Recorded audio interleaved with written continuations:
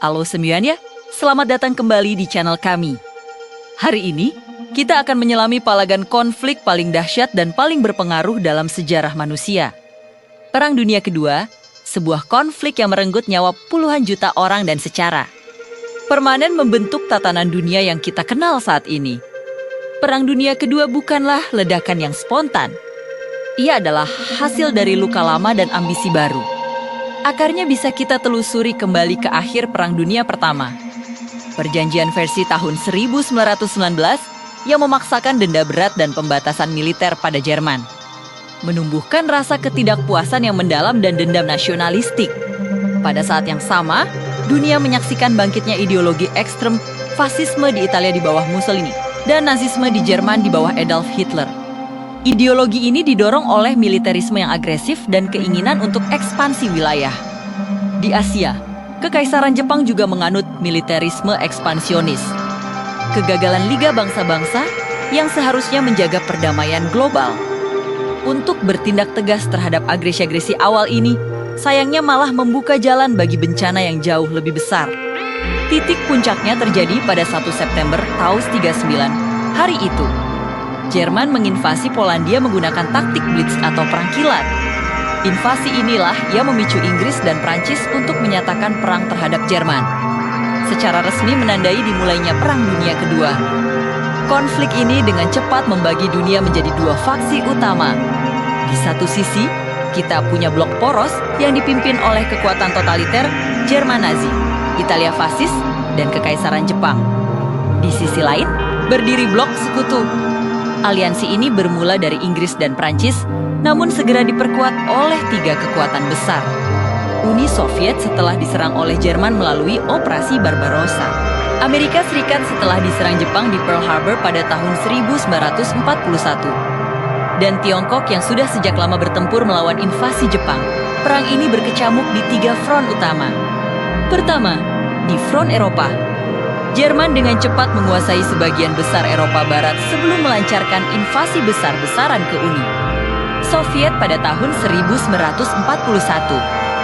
Sebuah kampanye brutal yang akan menjadi palagan paling mematikan dalam sejarah.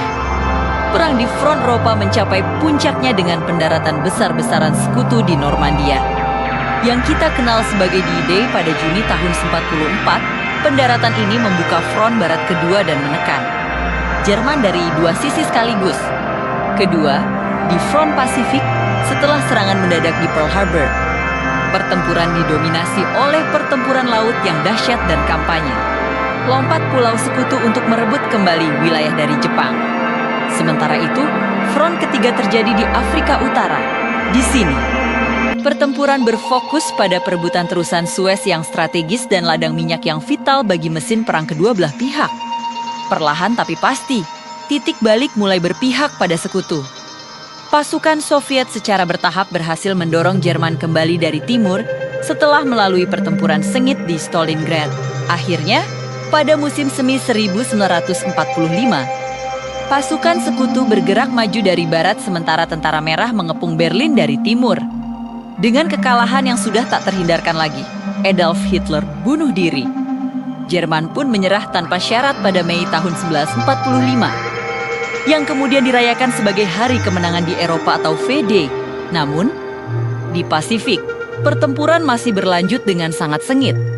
Untuk memaksa Jepang menyerah dan menghindari invasi darat yang diperkirakan akan menelan jutaan korban jiwa, Amerika Serikat mengambil keputusan yang mengubah sejarah selamanya. Pada bulan Agustus tahun 1945, bom atom pertama dijatuhkan di kota Hiroshima, diikuti 3 hari kemudian di Nagasaki. Pengeboman nuklir ini memaksa Kekaisaran Jepang untuk menyerah pada Agustus tahun 1945. Menandai berakhirnya Perang Dunia Kedua secara keseluruhan atau yang dikenal sebagai kelima, J-Day. Dampak dari konflik ini benar-benar tak terlukiskan. Dengan estimasi korban jiwa mencapai antara 70 hingga 85 juta orang. Perang Dunia Kedua adalah konflik paling mematikan dalam sejarah umat manusia. Secara kemanusiaan, dunia dikejutkan oleh pengungkapan kekejaman Holocaust, sebuah genosida sistematis terhadap kaum Yahudi dan kelompok minoritas lainnya yang dilakukan oleh Nazi Jerman. Secara politik, perang ini segera membentuk tatanan dunia yang baru. Untuk mencegah kehancuran serupa terulang kembali, Perserikatan Bangsa-Bangsa atau PBB didirikan, menggantikan Liga Bangsa-Bangsa yang dianggap gagal. Namun, ironisnya, aliansi sekutu yang menang perang segera retak, memicu era baru yang kita kenal sebagai Perang Dingin, yaitu periode ketegangan ideologis dan militer antara Amerika Serikat dan Uni Soviet. Perang Dunia Kedua juga mempercepat runtuhnya imperium kolonial Eropa.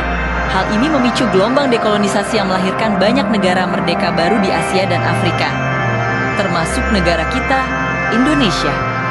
Di bidang teknologi, kebutuhan perang mendorong inovasi yang luar biasa, melahirkan pengembangan tenaga nuklir, mesin jet, dan komputer pertama yang menjadi cikal bakal teknologi modern.